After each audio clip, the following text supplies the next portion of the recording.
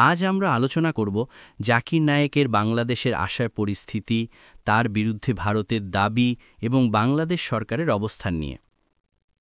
সহজভাবে আলোচনা করব জাকির নায়েক, যিনি মূলত ভারতের নাগরিক ও ইসলামিক দাওয়া প্রচারক, ২০১৬ সাল থেকে ভারতের দৃষ্টিতে মুখ্য বিতর্কিত ব্যক্তিত্ব।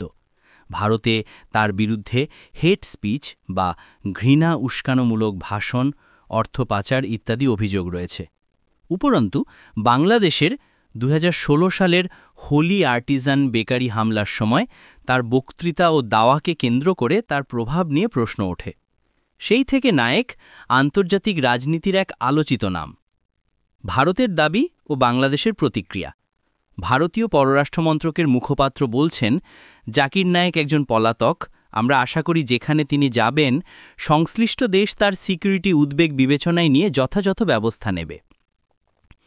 বাংলাদেশ পররাষ্ট্র মন্ত্রণালয়ের মুখপাত্র জানিয়েছেন, ভারতের দেওয়া বক্তব্য আমরা নোট করেছি।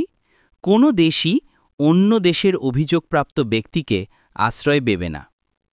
এখানে মূল বিষয়গুলো হলো, ভারত চায় জাকির নায়েককে তাদের হাতে তুলে দেওয়া হোক।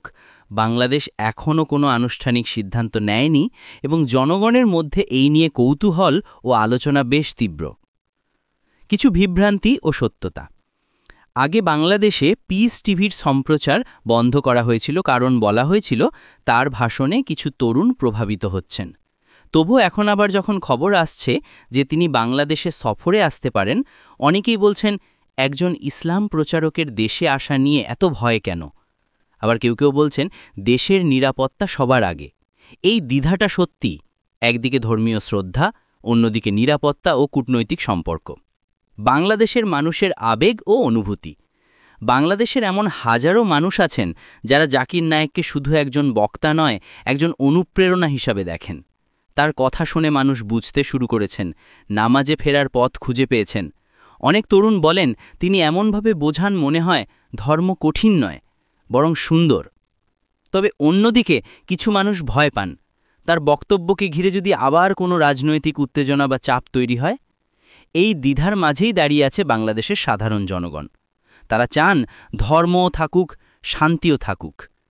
জাকির নায়েক ভারতের কাছে অভিযোগপ্রাপ্ত একজন বক্তা। তিনি বাংলাদেশে আসতে পারেন, যা নিয়ে ভারত উদ্বিগ্ন। বাংলাদেশ সরকার বিষয়টি নোট করেছে, তবে এখনও সিদ্ধান্ত স্পষ্ট নয়। জনগণ এখন তাকিয়ে আছে সরকার কি বলে আর তিনি সত্যিই আসবেন কিনা। কিন্তু সবচেয়ে বড় প্রশ্ন, একজন দাওয়া প্রচারক কি শুধুই রাজনৈতিক ইস্যু হয়ে যাবে, নাকি তিনি আবার মানুষের অন্তরে ধর্মের আলো জ্বালাতে পারবেন? বন্ধুরা, মানুষ যখন কাউকে বিশ্বাস করে, তার প্রতি ভালোবাসা ও শ্রদ্ধা জন্মে যায়। বাংলাদেশের বহু মানুষ জাকির নায়েককে ভালোবাসে, আবার কেউ কেউ ভয়ও পান তিনি এলে নতুন বিতর্ক শুরু হতে পারে।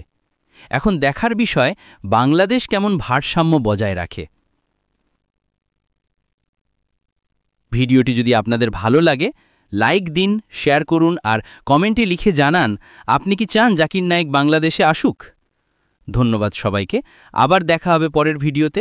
আল্লাহ হাফিজ। যদি ভিডিওটি ভালো লাগে তাহলে অবশ্যই চ্যানেলটি সাবস্ক্রাইব করে রাখবেন।